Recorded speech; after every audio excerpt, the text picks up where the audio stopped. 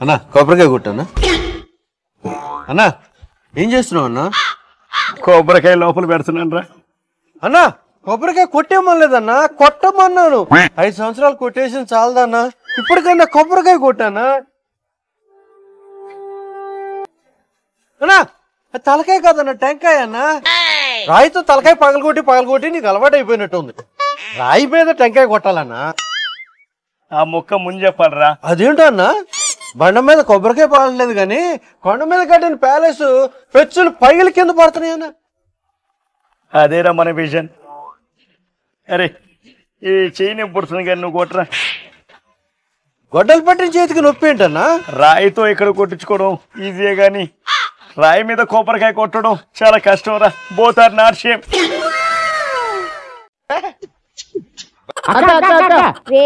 Already పార్టీకి నన్ను ప్రధాన కార్యదర్శిని చేసేసారా. రేపో మాపో నాకున్న టాలెంట్ కి ఎమ్మెల్యే టికెట్ కూడా ఇచ్చేస్తారు. ఈ లోపు నా బలాన్ని నేను ప్రూవ్ చేసుకోవాలరా. నీ బలం చూపించుకోవాలంటే 1,00,000 మందితో మీటింగ్ ఏమైనా ప్లాన్ చేస్తావా? 5 కోట్లు ఖర్చు అవుద్ది. రే నేను 10 కోట్లు ఇస్తాను నా మీటింగ్ కి, నా కోసం ఎవడు రాడ్రా.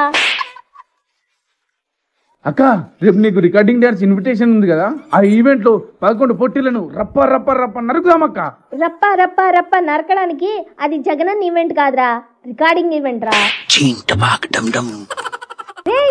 ఐడియా, రేపు రికార్డింగ్ ఈవెంట్ లో నీ చేతిలో హారతి వెలిగించుకొని నాకు తిప్పేరా.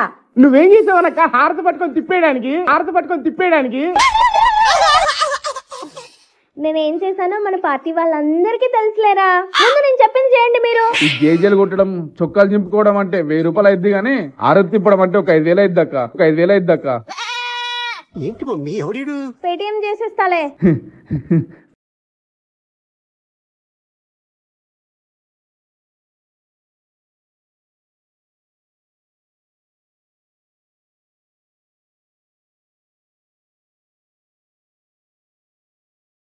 అక్క కాదన్నక్క, 5,000 కాదు 10,000 పేటిఎం చేస్తాలే.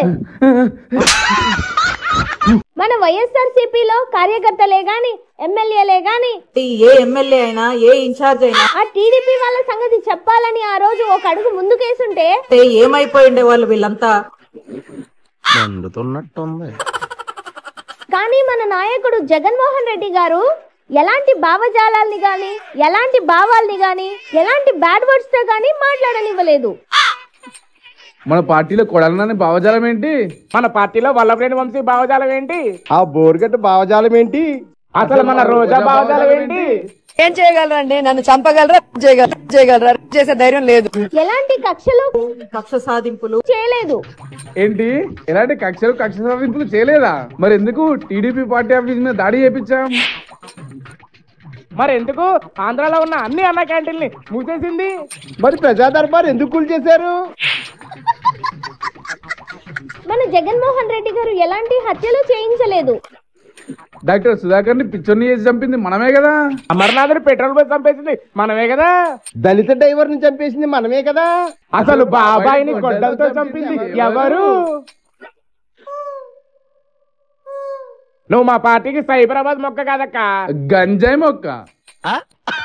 మీరు ఎన్ని అనుకున్నా నేను మా జగనన్నకి తులసి మొక్కనేరా. ఈ జగనన్న అంటే ఏంటో చూపిస్తా. ఈసారి సినిమా వేరే లెవెల్లో ఉంటుంది. అవినాష్ కోయ్ బాబాయ్ బాయ్. ఇదే కదన్నా నీ వేరే లెవెల్లో ఉండే సినిమా. అమ్మ వద్దు చెల్లి వద్దు ఆస్తే ముద్దు, ఇదే కదన్నా నీ వేరే లెవెల్ సినిమా. దీనిలో ఒక అదిరిపోయే డైలాగ్ ఉంటదన్న, ఎవరన్నా వాట అడిగితే టాటా చెప్పేస్తా. రిషికొండ మీద ప్యాలెస్, మీ డెవలప్మెంట్ మాకు తెలుసు, ఇదే కదన్నా మీ వేరే లెవెల్లో ఉండే సినిమా పేరు. ప్యాలెస్లోకి పోయింది ఎలుక, దాని మీద దొబ్బేసింది ఎంతో ఎవరికి ఎరుక. నాకు ఇష్టం ఎగ్ పప్పు, 5 సంవత్సరాలు తిన్నాను నాన్ స్టాప్, ఇదే కదన్నా నీ వేరే లెవెల్ సినిమా. ఈ ఎగ్ పప్పు సినిమాలు ఏమైనా ఉన్నాయా డైలాగులు నాకు తెలియకుండా? అద్భుతమైన డైలాగ్ ఉందన్న. అదేంటంటే ఎగ్ పఫ్ అంటే సైజ్ కాదు స్కామ్. అసలు నేను అడుగుతా ఉన్నా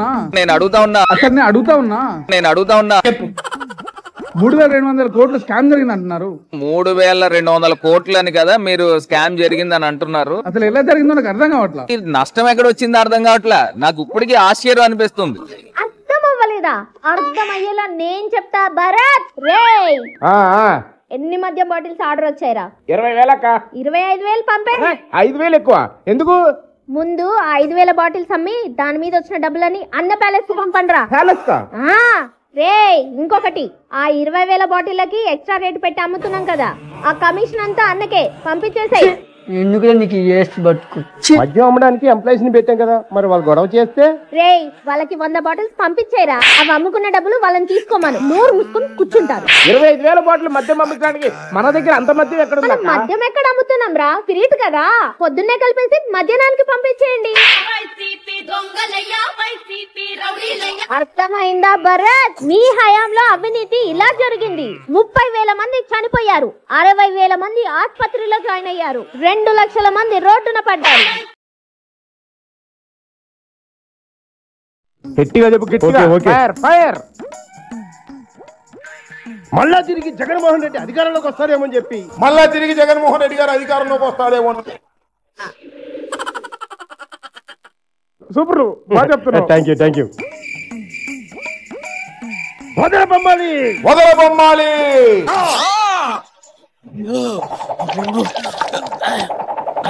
మళ్ళా వస్తా అర్థమైపోయింది కదా, మళ్ళా వస్తా అని అర్థమైపోయింది.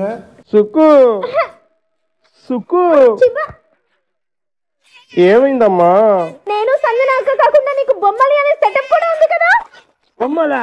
అదే బట్టే మొన్న చూసానులే ప్రెస్ మీట్ లో. వదల బొమ్మాలి వదల, నేను పట్టుకుంటా అంటున్నావు. వదల బొమ్మాలి నిన్ను మళ్ళా వస్తా పట్టుకుంటా అంటున్నావు అంటే నువ్వు వదలలేనంత దగ్గర అయిపోయింది అది.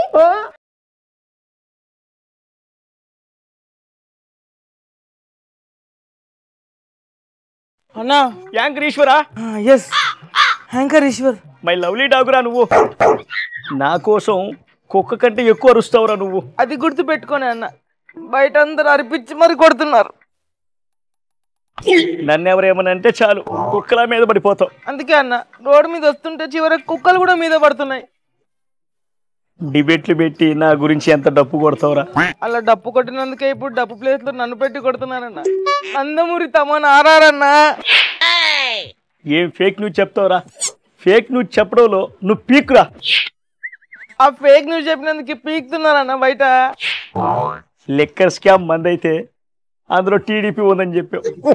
ఏం తాట్రా? అందుకే తాట తీస్తున్నారన్న.